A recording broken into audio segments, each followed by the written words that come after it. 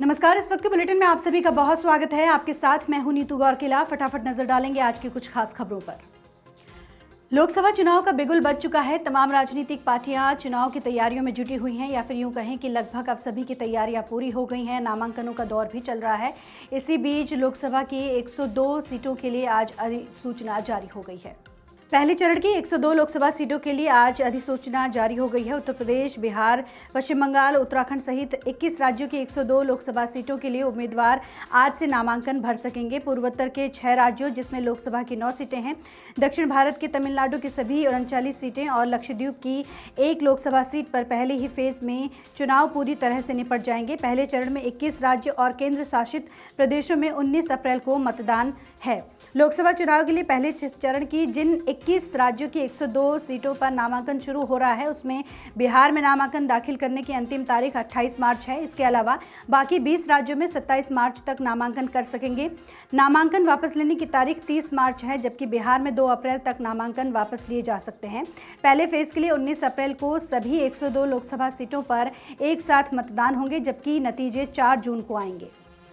बढ़ते हैं आगे। दिल्ली के मुख्यमंत्री अरविंद केजरीवाल की मुश्किलें लगातार बढ़ती जा रही हैं, क्योंकि ईडी की तरफ से लगातार अरविंद केजरीवाल को अब तक 10 सम्मन भेजे जा चुके हैं, लेकिन अरविंद केजरीवाल पेशी से इनकार करते हुए नजर आ रहे हैं। हालांकि उनके जो मंत्री हैं वो अलग तरह के बयान दे रहे हैं कि जो ईडी है वो सीएम अरविंद केजरीवाल को परेशान करने के लिए इस तरह से लगातार समन भेज रही है। अब इस पूरे मामले को लेकर अरविंद केजरीवाल दिल्ली हाईकोर्ट का रास्ता ढूंढ रहे हैं, या फिर यूं कहें कि दिल्ली के मुख्यमंत्री अरविंद केजरीवाल हाईकोर्ट पहुंचे हैं।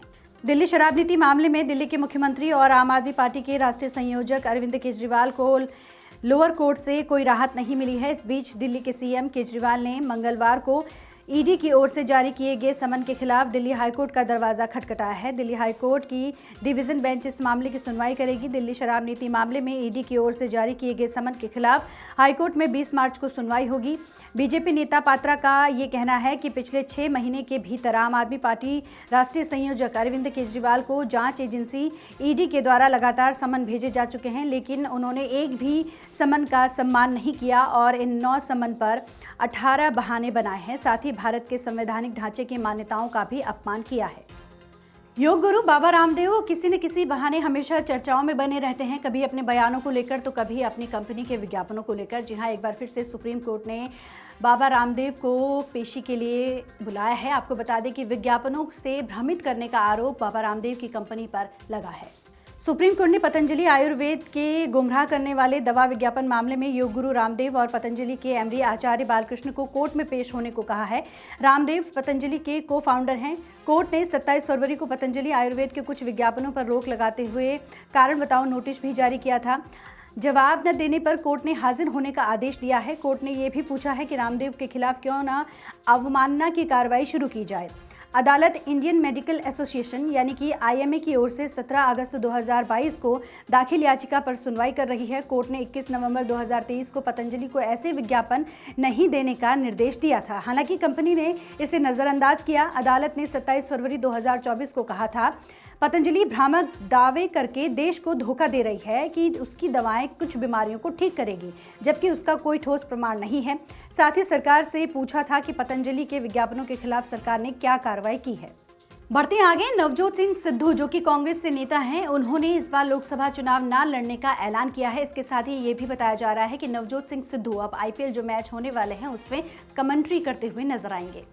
कांग्रेस नेता नवजोत सिंह सिद्धू आईपीएल 2024 में कमेंट्री कर सकते हैं। शुरुआत 22 मार्च को होने वाले पहले मैच से होगी।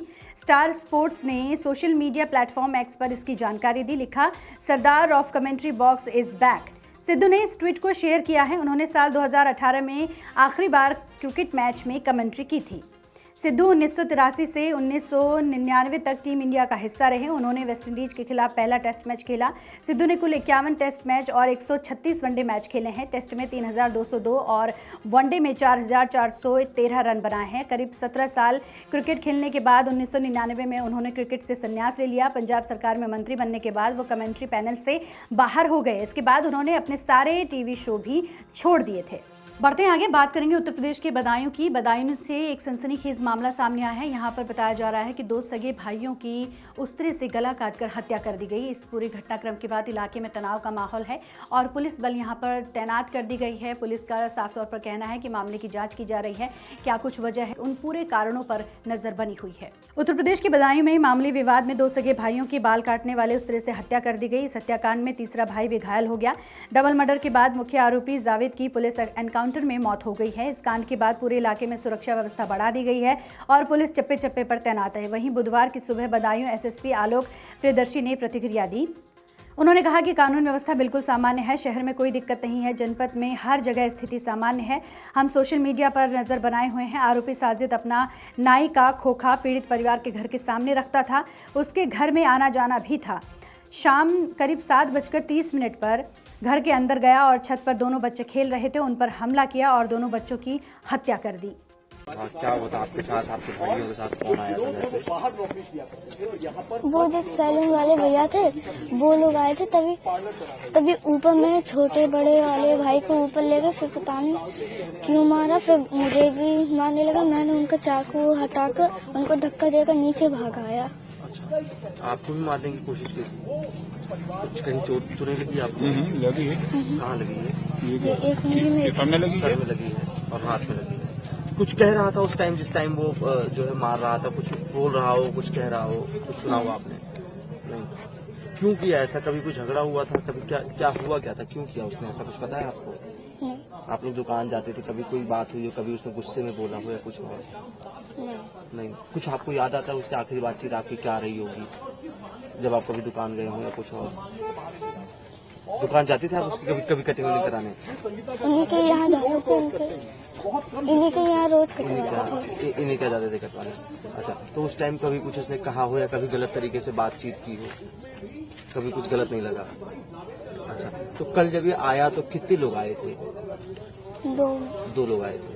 अच्छा, दोनों यही दुकान में काम करते थे? दोनों की दुकान है ये? 2 भाई। अच्छा, तो ये थी वो अहम खबरें जिन पर आज पूरे दिन भर हमारी नजर बनी रहेगी और इन खबरों से जुड़ी हुई अपडेट भी हम आप तक पहुंचाते रहेंगे।